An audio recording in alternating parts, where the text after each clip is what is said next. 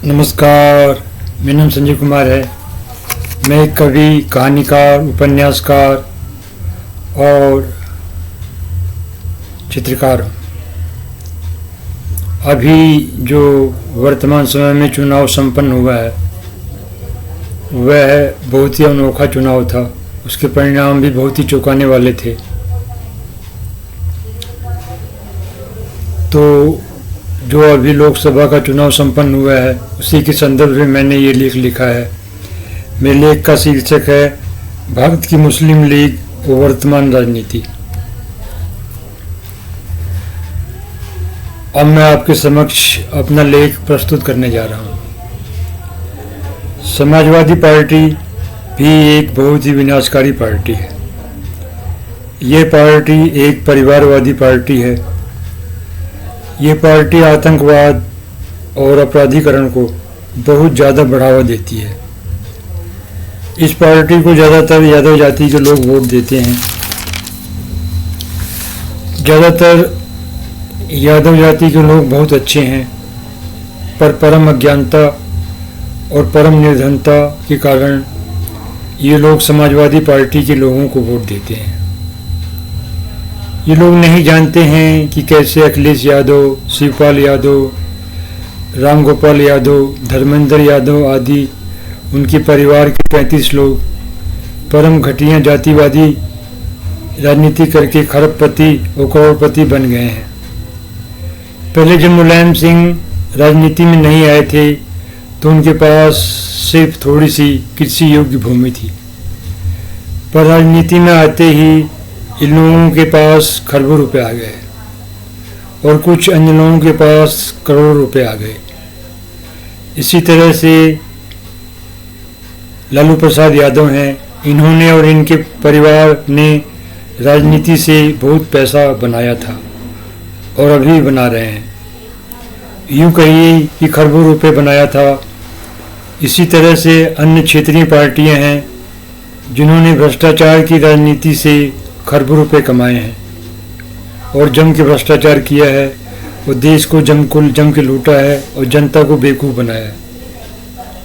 कुछ यादव जो बहुत समझदार हैं और बहुत ही प्रगतिशील हैं, वो भाजपा से और राष्ट्रीय स्वयंसेवक संघ से बहुत गहराई से जुड़े हुए हैं, पर ऐसे यादव बहुत ही कम हैं।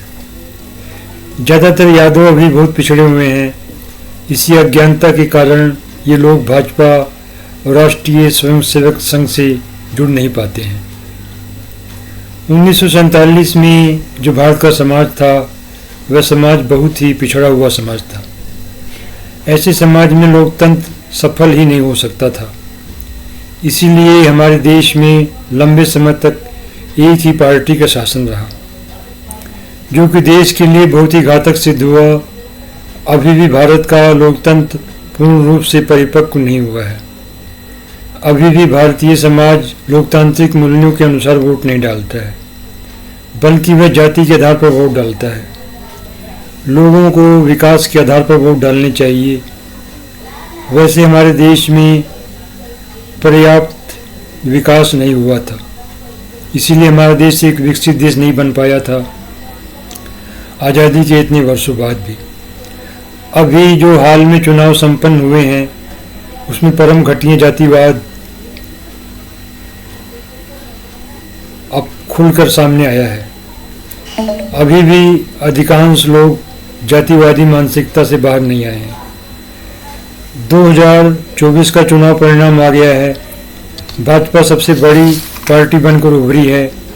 आशा है कि शीघ्र ही नरेंद्र मोदी जी तीसरी बार प्रधानमंत्री बन जाएंगे। वैसे ये भी उल्लेखनीय है कि 2014 से 2024 में जितना विकास हुआ है उतना विकास भारत में पहले कभी भी नहीं हुआ था। जितना विकास पिछले 10 सालों में हुआ है उससे पहले के 70 सालों में बहुत ही कम विकास हुआ था। भारत के अधिकांश लोगों को ना तो किसी सामाजिक समस्या के बारे में कुछ पता है, ना ही किसी राजनीतिक समस्या के बारे में कुछ पता है और ना ही किसी आर्थिक समस्या के बारे में कुछ पता है। आज़ादी के इतने वर्षों बाद भी भारत के लोग अभी भी बहुत पिछड़े हुए हैं। इससे ये सिद्ध होता है कि भारत में अभी बहुत ज़्यादा पिछड़ापन है। भाजपा का पूर्ण बहुमत न मिल पाना ये दिखाता है कि भारत के लोग बहुत ज़्यादा पिछड़े हुए हैं। राम मंदिर का निर्माण एक बहुत ही उल्लेखनीय घटना थी। पिछले 900 सालों में पहली बार कोई बड़ा मंदिर उत्तर भारत में बना था।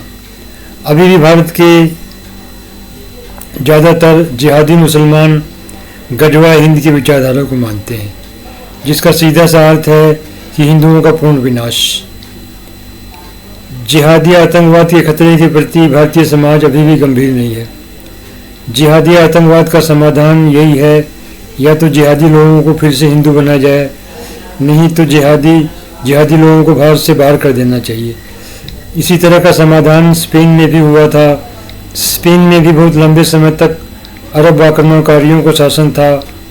अरब आक्रमणकारियों ने अपने शासनकाल में बहुत सी चर्च को तोड़कर वहाँ पर मस्जिदों का निर्माण कराया था और बहुत से लोगों को तलवार की जोर से मुसलमान बनाया था। पर जब स्पेन के लोगों का शासन दोबारा वहाँ पर आया था तो उन्होंने उन चर्चों को दोबारा से बनाया जिन्हें अरब आक्रमणकारियों ने तलवार की जोर से ज़बरदस्ती बनवाया था। और स्पेन के मुसलमानों को वहाँ के ईसाइयों ने कहा था, या तो फिर से ईसाई बन जाओ, नहीं तो स्पेन को छोड़ दो। तब सभी धर्म परिवर्तित लोग फिर से ईसाई बन गए।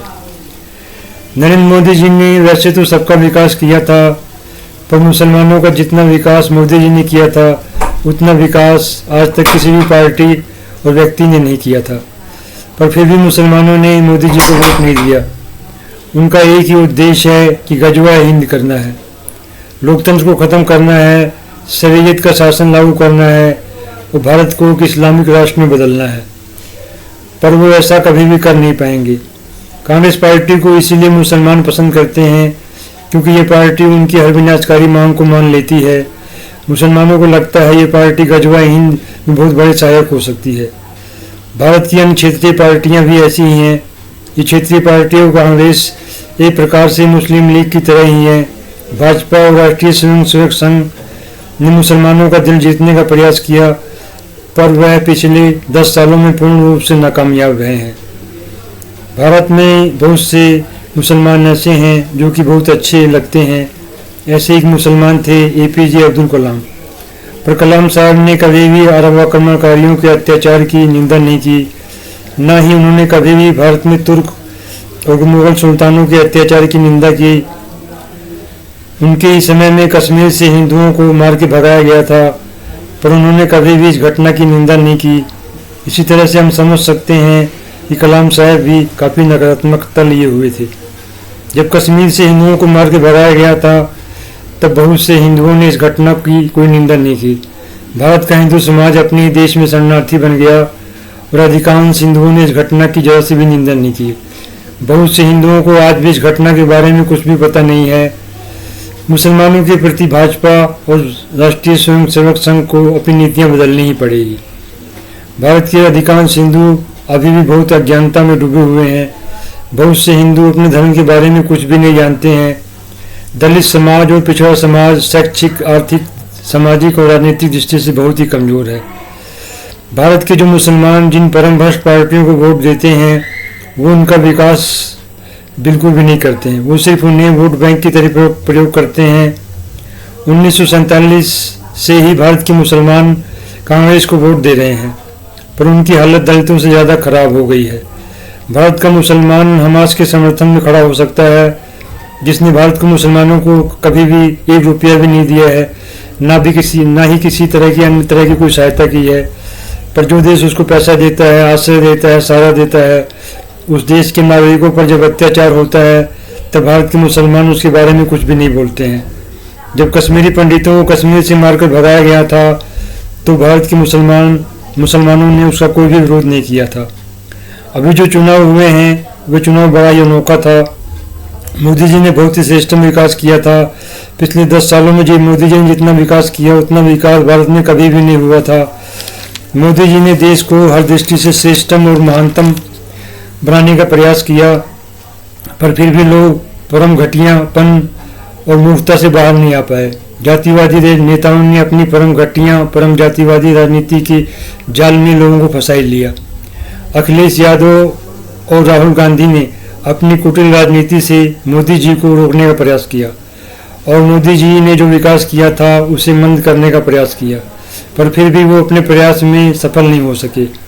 अब विकास की रफ्तार वैसी नहीं होगी जैसी रफ्तार 2014 और 19 के बाद थी। मथुरा का मामला भी अटक सकता है, समान नागरिक संहिता का विषय भी अटक सकता है। वैसे अभी भी योगी जी की सरकार उत्तर प्रदेश में है, केंद्र में भी अगर मोदी जी की सरकार बनी रही तो दोनों मिलकर विकास की ऐसी गाथा लिख सकते हैं जो कि हर तरह की नकारात्मकता और बुराई को नष्ट कर सकती है।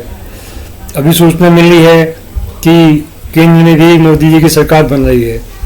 अभी महाराष्ट्र में भाजपा और उसके सहयोगियों की सरकार है, पर वहाँ भी विकास और उन्नति की ऐसी गाथा लिखी जा सकती है जो हर तरह की बुराई को नष्ट कर सकती है।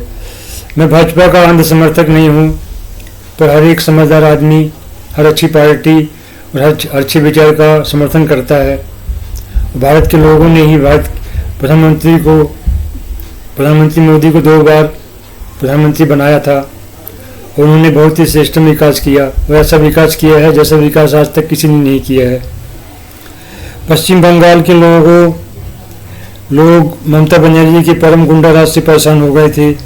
ममता बनर्जी के सारे विधायक, सांसद, मंत्री परम भ्रष्ट हैं। जब कुछ वर्ष पहले पश्चिम बंगाल में विधानसभा का चुनाव हुआ था, तब भाजपा ने ममता बनर्जी की पार्टी से आए परम भ्रष्ट नेताओं को टिकट दिया था। इसी कारण लोगों ने भाजपा का पूर्ण रूप से समर्थन नहीं किया। अगर भाजपा ने अच्छे लोगों को टिकट दिया होता तो पश्चिम बंगाल से ममता बनर्जी पूरी तरह से हार गई होती। अभी हाल में उत्तर प्रदेश में संपन्न हुए विधानसभा चुनावों में हार के बहुत से कारण बताए गए हैं, पर एक कारण यह भी था टिकट अच्छे लोगों को नहीं दिया गया था। कुछ समय पहले कर्नाटक विधानसभा के चुनावों में भाजपा भ्रष्टाचार को रोकने में के कारण बुरी तरह से हार गई। भाजपा में भी बहुत सी बुराइयां हैं, ये ठीक करना बहुत जरूरी है। मेरे वीडियो को देखने के लिए आपका बहुत बहुत धन्यवाद। अगर आपको मेरा ये वीडियो पसंद आया हो, कृपया मेरे चैनल को सब्सक्राइब कर लें। वंदे मातरम। भारत माता की जय। भारत अमर रहे, भारत के लोग अमर रहें और भारत विकास करता रहे। नमस्कार।